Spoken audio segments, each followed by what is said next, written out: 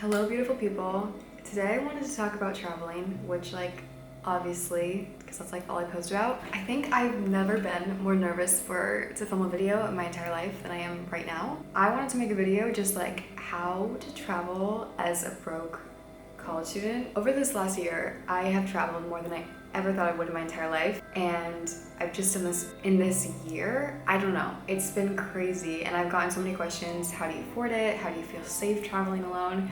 So I wanted to make this as a little kind of answer to those questions. How to travel as a broke college student, or someone that's just never done this before, or a solo traveler, or girl. How to do it, because that's the first step, is just knowing how do I even plan this trip. And so I'm gonna kind of go through how I go about planning a trip. Right now I'm on a trip for 40 days and I've been to 6 countries so far, and so it definitely took a lot more planning than my typical trips. But I hope this just helps you guys, because I want everyone to be able to travel that wants to. If you want to do this, you can. It is a lot cheaper than people make it out to seem, and it's a lot less scarier once you're actually doing it, because trust me, I'm a very fearful, shy person. For me to do this is huge, and so if I can do it, you most definitely can do it. And here's how. Here's my little guide, how to travel as a broke college student. It's me. Okay, so I wanted to start with my finances, which is super obviously personal, but I feel there's no way to grasp what I'm gonna tell you if my finances aren't explained, just so you guys get an idea. I live at home. That's the hugest advantage. I know that's huge. I'm in college right now, so I live at home, but I do obviously I have a job. I pay for my expenses, gas, car insurance, anything I need, all my traveling stuff. I pay for college, I pay for tuition, but I don't pay for rent. And so that's huge. Again, I wanted to give that disclaimer right out of the way. I also want to give the disclaimer that none of my normal money for my job goes to traveling, and I think that's, for a lot of people, that's the reality, is they're 9 to 5, they can't put aside money to traveling. So all of my traveling money comes from little side hustles that I have. So right now it's reselling my clothes, or clothes that I thrift at the Goodwill bins, and that actually has fully paid for 2 of my trips so far. So don't underestimate reselling. You can do it.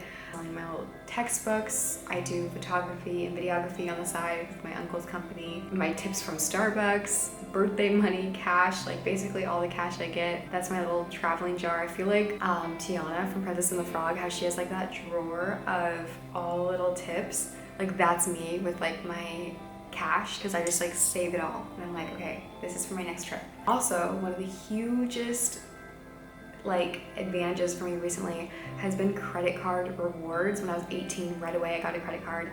Don't use it if you're not responsible with it, but I got one recently that gave me 70,000 bonus miles for spending a certain amount. Definitely take advantage of that. If you don't have enough money for upfront $700 flight, these give you the one I just got was 70,000 bonus miles, or 80,000. That's $800 of cash money for a flight right there. So definitely I'd recommend taking advantage of that. That's kind of my little financial standpoint, how I even afford it. I also will say, for college students, there's so many good travel scholarships for travel opportunities with your school, or even away from your school. So I would definitely look into those. I'll put any resources that I have in the description, but I've heard of people getting those and getting to see crazy places. So definitely take advantage of travel scholarships. So before planning a trip, I would think of 3 things, and these are a priority. Number 1 is, what type of traveler are you? This seems really basic, but I went on a trip once, a group trip, and it ended up being my favorite trip I've ever done. And it was just because I went with such the right people. They all had very similar interests and personality types. And so I think knowing ahead of time, do you prefer solo trips, or do you want to stay away from that? And I think some people, I've heard people say to me I could never do a solo trip. Then don't do it. If you don't want to, don't do it. Do you want to do a group trip? Do you want a trip where you learn a lot, an educational one? Do you want to volunteer? Do you just want to relax? What do you want out of where you're going. This is important, obviously, just to help you enjoy it the most and plan, because me and my sister kind of have a very different idea of how we like trips to go. So when we're planning, we meet in the middle and we move like at a slower, more luxurious pace. I usually get more luxurious places to stay because that's what she likes, and then when it's just me alone, I like stay at a hostel. Just, you know, think about that ahead of time, and just so you don't have any regrets, like when you get home, like, oh, I really wish I did this or experienced this. But number one, what type of traveler are you? Number two, write a list of 20 places that you want to go or you're dying to see. If you don't have exact destinations in mind for a bucket list, think of like, do you want to see a warm beach? Do you want to see a turtle? Do you want to ride a camel? Like, what are your 20 things like you want to do in your lifetime?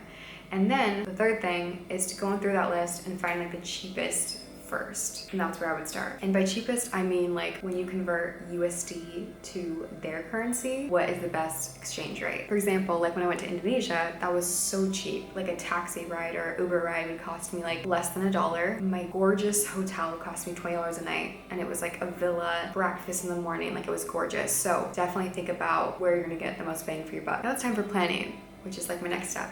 So when I plan a trip, I always start with flights. That's how I do it. I always use Google Flights without a fail. It just never has let me down thus far. And for Google Flights, the best way to do it, and the only way to use it effectively, is if you are flexible. If you're not flexible, it might not be the best resource, but by flexible, I mean it has a really good feature like the Explore column, and through this it will show you like the cheapest flights from your airport in the next 6 months for like a week duration, and you can narrow it down and pick like 1 week in March or 1 week in January. Last time I used it, I did like 2 weeks in January because I'm off in January, and it shows you a map of the whole world and like the cheapest flights, and that's how I was able to find a really cheap flight to Singapore, which then is how I went to Indonesia. Don't just look at like direct flights, if you know what I mean. Like sometimes if you just do Portland to Bali, all the flights are like $2,000. So what I did is I did Portland to Singapore, and then that was $800, and then I did Singapore to Bali, and that was $200. So I ended up paying $1,000 instead of like the $2K that it was going to cost me. So sometimes it's worth trying different ways to book a flight, but I always start with flight. I definitely recommend Google Flights. It's the best way to do it. I would always book on a Monday or Tuesday. I just think it's the cheapest. The weekends can get kind of expensive with flights. I'm the type of person that just like for fun, like how people do with like Zillow and just look at houses, like that's how I am with flights. I just like love looking. So I'm constantly on there just searching for flights. But if you don't have the time for that, there is a subscription called Scotty's Cheap Flights. I think it's free. I'm subscribed to it right now, and they just send you emails of really cheap flights from your airport, or like when there's an error and there's like an accidentally really cheap flight, they send you an email about it. And there's also Twitter accounts you can follow. One of them is called Escape PDX for Portland, and I'm sure I think they have Escape LAX for Los Angeles, and they just tweet out when there's really good flight deals. And so those are really great if you aren't constantly looking like me. That's how I go about finding cheap flights. Again, there's so many different resources and like student discounts, but if you can't upfront afford it, I would definitely recommend checking out a credit card that gets you bonus miles. Next is accommodation, which for me has always been the most expensive part of a trip. Like I think a lot of people underestimate how expensive accommodation is. So I'm gonna kind of run through my favorite to my least favorite and the cheapest, and just what I would do if I was a broke college student. I think the best is a hostel. Hostels are so good. There's obviously bad ones, but just do your research on if they're good or not and if they're a good fit for you, because there's some hostels, like when I was in Copenhagen, it was like a party hostel. Not really my vibe, especially since I was only there for 24 hours.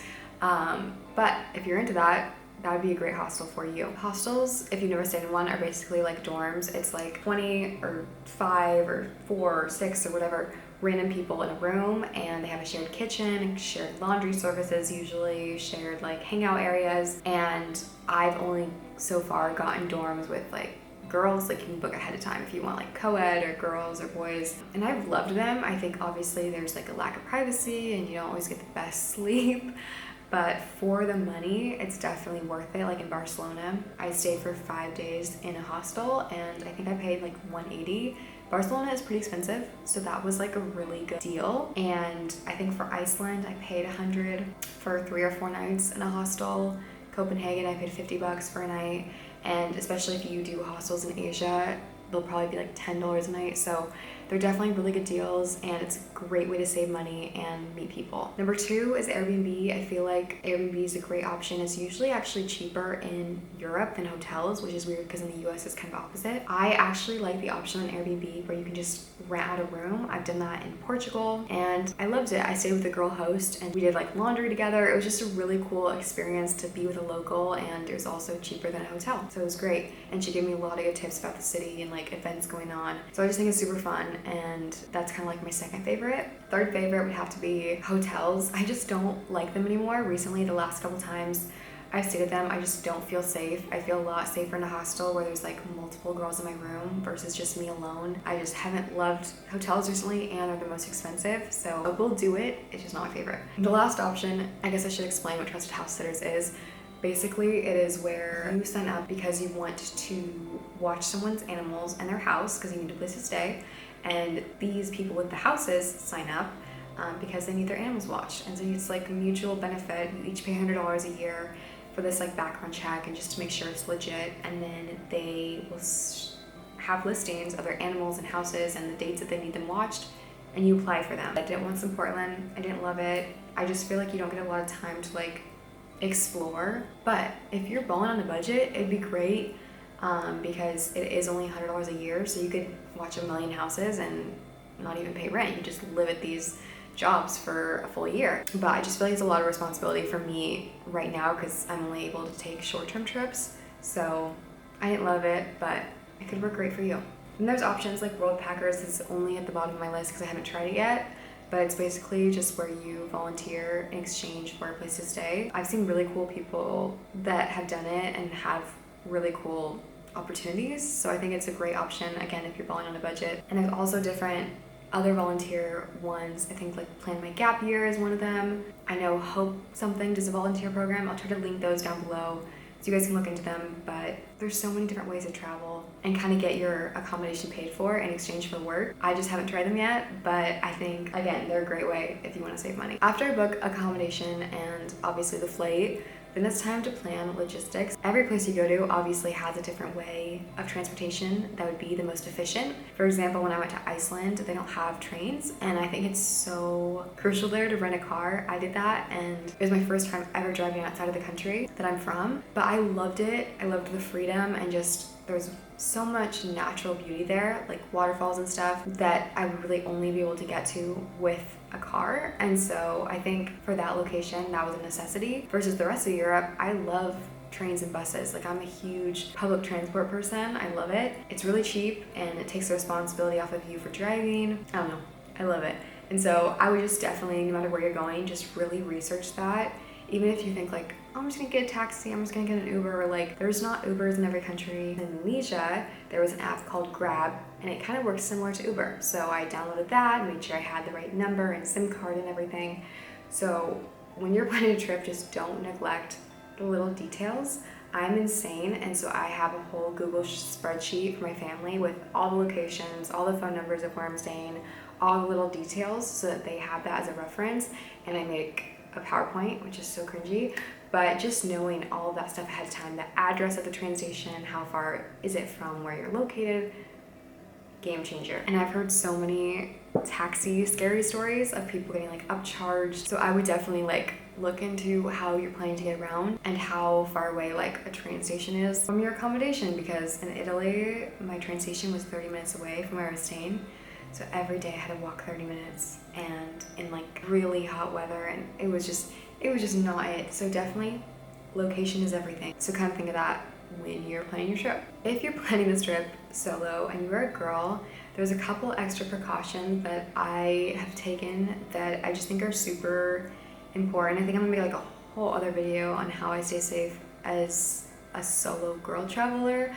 But I think the biggest one, again, is just like piece of advice I can give you is safety is worth the extra money. And if I ever walked into a hotel or a hostel and I physically did not feel safe, I think I would walk out and just, I don't need a refund. I'm not gonna like yell at someone to get a refund. I'm just gonna stay somewhere else. And there's been times where I'm in an area and I don't feel safe. I get an Uber. I know it's like I just wasted $10 or whatever, but if I don't feel safe somewhere, I'm not gonna stay there. And so I think as a girl, just prioritize that, even if it cost a couple extra dollars. Obviously, safety is everything. I think also as a girl on a trip, unfortunately, there's been times where I have to lie when grown men ask me, oh, how long are you here? Where are you staying? Where's your boyfriend? You know, all this stuff. And you either have to lie or just not answer. And so there's been times where I'm just like, you know, like I don't even want to, I kind of just pretend I don't understand. And you have to do that a lot. I feel like through traveling, I've gotten kind of mean. Not like, I don't want to say in general I've gotten mean, but I've gotten hard. I just kind of have a resting like flat face where just like, do not mess with me. And you have to have that because you meet so many people along the way that just look so intimidating and scary or just can treat you really weird, and you just have to be strong. And so I'm probably making it sound so scary right now. You're probably never going to want to travel ever, but I promise you it's not that bad. I don't know, I get over paranoid, so I just like to stay safe and just be firm and just be like, even though I'm a girl, do not mess with me. Okay, the last tip I'm gonna mention when I'm planning a trip, because this is like, I should definitely get sponsored by Google for how much I am talking about them, but I love using Google Maps for a variety of different reasons, but mainly just to like plan my trip. On Google Maps, you can like choose the location and you can flag it or save it or whatever in your want or to do or favorites column. And so when I plan a trip, I always do that. And so I kind of know all the things that are near my accommodation. So for example, in Paris, like there's a lot of museums in this area. So for like a whole day, we're gonna spend time in this area of Paris. And then there's like thrift stores, restaurants, blah, blah, blah, in this area that I wanna go to. And so like, it just gives you a good idea of like what there is to do, and then helps you like separate it based on location. Definitely, I'd recommend using Google Maps. So in kind of like a rough way, that is how I plan a trip. I literally just go from flight to accommodation to like the little tiny details. The last thing I will say as someone who's just really into budgeting is that there's so many little things about trips that add up, just let alone like the details prior to leaving for your trip, like just the packing equipment and the gear and the camera stuff and the passport, and like in Indonesia you needed a visa even if it's only for like a week, and so I paid $30 up front. So those little costs can add up. In Iceland, my phone broke, I had to pay triple the amount that I would have had to in the US to get it fixed. Those add up. Planning for emergencies is huge, and I think moving forward I will always book with travel insurance.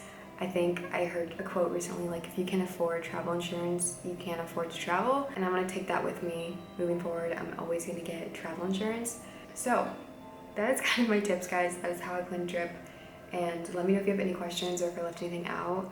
I think obviously there's like, probably I could go deeper, but that's kind of an overview of how I would go about it at my first time. I'm very type A, so I like to think about all the details, but some people don't. My main piece of advice is it always just starts with booking a ticket. There's so many trips I wouldn't have gone on if I didn't click that button. Like, it's hard, it's scary, but it's so worth it. There's never been a time so far that I've felt very, very unsafe as a solo female traveler. Obviously, there's always a risk no matter where you are in the world, but I feel like every day on this trip, which I've now been on this trip for 3 weeks, I've cried of like just happiness of the things that I'm getting to see and experience. And I'm on this 3-week trip. This is my 5th country I've been to, no, my 6th country I've been to, and I've gotten to go to the Blue Lagoon. I've gotten to see dolphins. I saw Picasso artwork. I went to the 3rd smallest country in Europe. I did all this stuff, and I've spent less than $3,000 for this trip. My point is that you can do it. You can do it for cheap, and you guys got this. If you want to travel, you can do this. I feel like my whole trip to Iceland was less than $1,000. Like, you can make this a reality. I believe in you. Let me know if you have any questions. I would love to make more traveling videos. That is how to travel as a broke college student and how to plan a trip. I will see you guys next time. Lovelies.